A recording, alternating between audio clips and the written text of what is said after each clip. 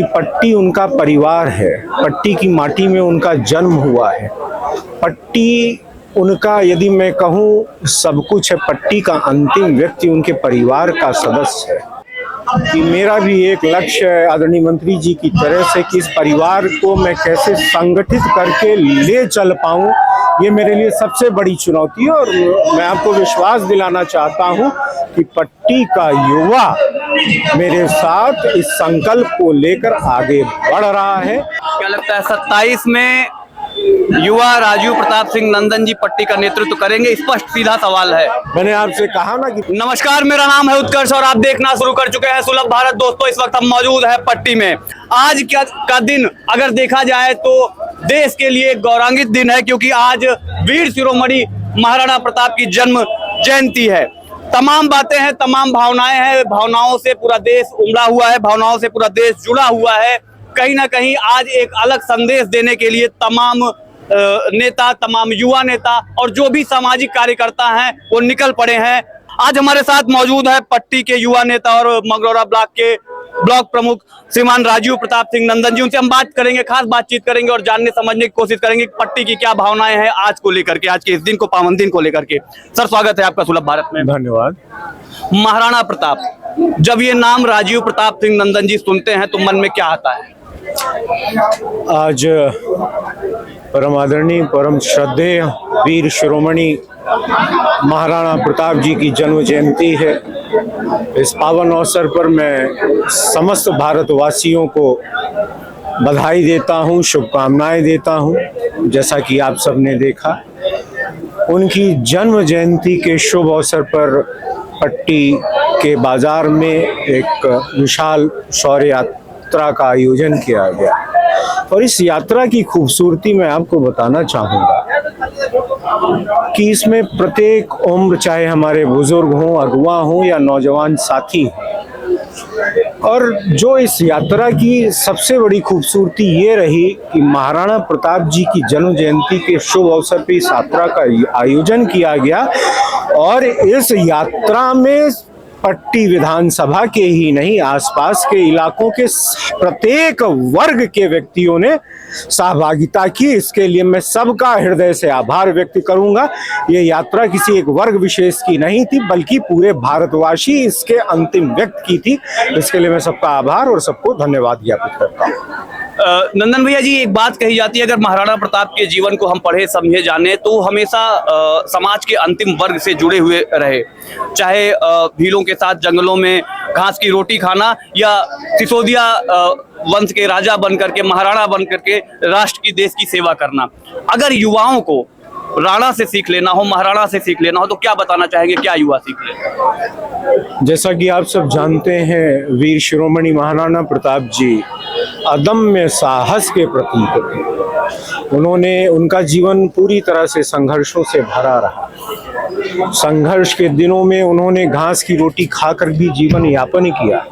मैं तो अपने युवा साथियों से यही कहूँगा कि महाराणा प्रताप जी के जीवन से उन्हें सीखना चाहिए कि कमी में भी, अभाव में भी उत्साह का जीवन कैसे जिया जा सकता है। उनकी जीवन शैली से हमें ये प्रेरणा लेनी चाहिए। जैसा कि आपने कहा, भीलों के साथ रहे, वर्षों जंगल में रहे, अभाव में जीवन व्यतीत किया, लेकिन उनके उत्साह में, उनके संकल्प में कहीं से कोई कमी नहीं आने पाई। तो मैं अपने नौजवान साथियों को यही संदेश दूंगा कि उनकी इस जीवन शैली से प्रेरणा लें और निश्चित रूप से अपने जीवन को प्रगति के पथ पर अग्रसर करें। आपसे कहीं ना कहीं पट्टी का युवा वर्ग खूब जुड़ा रहता है।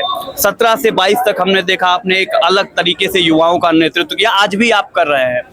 लेकिन कहीं ना कहीं विगत पीछे कुछ दिनों में ये देखा गया कि सोशल मीडिया के माध्यम से सनातन के मुखौटा कहे जाने वाले दो वर्ग फेसबुक पर या सोशल मीडिया पर आपस में टिप्पणी करते नजर आए। ओछी टिप्पणी की, अभद्र टिप्पणियां की। कहीं ना कहीं पट्टी का जो सर्व समाज, एक संगठित समाज था, पूरे प्रतापगढ़ में ये बात कही जाती थी कि पट्टी का जो समाज है वो संगठित है, वो जिधर चलता है एक तरफ चलता है। कहीं ना कहीं इसका विघटन करने का प्रयास किया गया। युवाओं का नेतृत्व करते हैं, युवाओं को खूब समझते हैं, युवा आपसे खूब जुड़े हैं, क्या संदेश रहेगा और क्या कहना चाहेंगे जो बीते कुछ दिनों में एक घटना घटित हुई? मैं तो यही कहूंगा कि संविधान ने सबको अपना मत, उनको अभिव्यक्ति की आज़ादी है, जिसके मन में जो हो वो व्यक्त कर सकता है, लेकिन उसकी भाषा वो मर्यादित होना चाहिए, मैं यही कहूँगा। बाकी जिसके मन में जो है, अब उसका जो मत है उसको व्यक्त करने की आज़ादी है। जहाँ तक रही पट्टी विधानसभा की बात, मैं एक बात जरूर कहूँगा कि आदरणीय मंत्री जी ने इस विधानसभा क्षेत्र का वर्षों वर्षों तक नेतृत्व किया है और उनका एक संकल्प रहा है। मैं आपके माध्यम से बताना चाहूँगा सर कि पट्टी उनका परिवार है, पट्टी की माटी में उनका जन्म हुआ है, पट्टी उनका, यदि मैं कहूँ, सब कुछ है। पट्टी का अंतिम व्यक्ति उनके परिवार का सदस्य है। हर व्यक्ति स्वार्थी होता है, लेकिन उनका एकमात्र स्वार्थ ये है कि पट्टी का जनमानस कैसे खुश रहे, कैसे प्रसन्न रहे, पट्टी विकास के पथ पर कैसे अग्रसर रहे, और जो उनका सपना है कि पट्टी को दुल्हन की तरह सजाने का, निश्चित रूप से आप सबने देखा है कि पट्टी को दुल्हन की तरह सजाने का कार्य किया है, और पट्टी का अंतिम व्यक्ति ही उनका स्वार्थ है और वोट स्वार्थ नहीं है।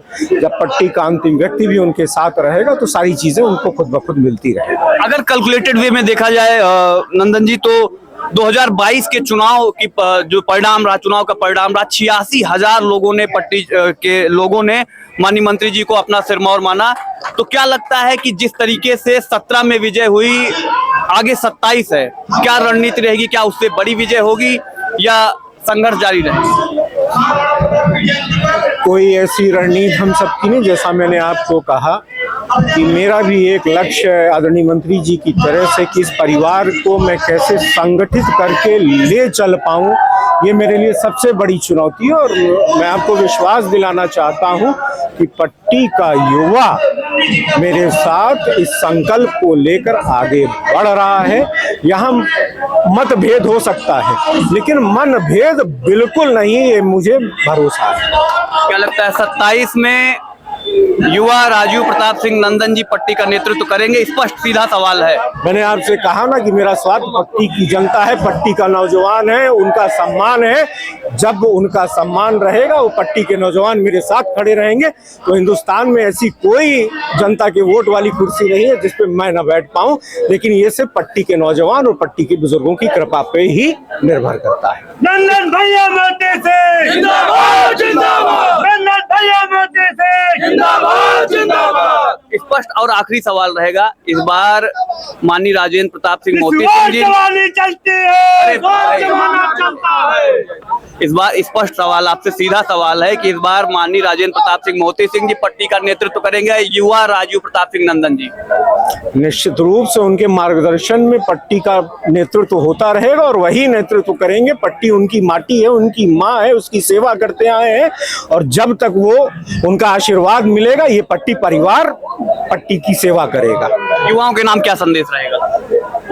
अभी मैंने बताया कि महाराणा प्रताप जी की जीवन शैली से वो प्रेरणा लें, संगठित हो पट्टी के विकास में, पट्टी के परिवार को कैसे मजबूती मिले, पट्टी का परिवार हमें कैसे खुशहाल रहे, इसके लिए उन्हें संकल्प लेना चाहिए और एक साथ एकजुट होकर आगे बढ़ना चाहिए। पट्टी परिवार के नाम क्या संदेश है? मेरा पट्टी खुशहाल रहे, उनका आशीर्वाद, उनका प्रेम, उनका सुने, जो मुझे विरासत में मिला है, मैं ईश्वर से कामना करूंगा कि मेरे जीवन की अंतिम सांस तक उनका ये प्रेम, उनका ये आशीर्वाद मुझे प्राप्त होता रहे। यही मेरी कामना है, यही ईश्वर से प्रार्थना है। धन्यवाद। तो आपने देखा हमारे साथ थे युवा राजीव प्रताप सिंह नंदन जी, जो मंगरौला से ब्लॉक प्रमुख भी हैं। कहीं ना कहीं एक सियासी संदेश देने का उन्होंने कोशिश भी किया। उन्होंने ये कहीं ना कहीं इशारों में बताया भी कि 2027 का चुनाव कितना रोमांचक होने वाला है। ऐसी तमाम खबरें हम आप तक पहुंचाते रहेंगे। आप देखते रहिए सुलभ भारत। बहुत बहुत धन्यवाद।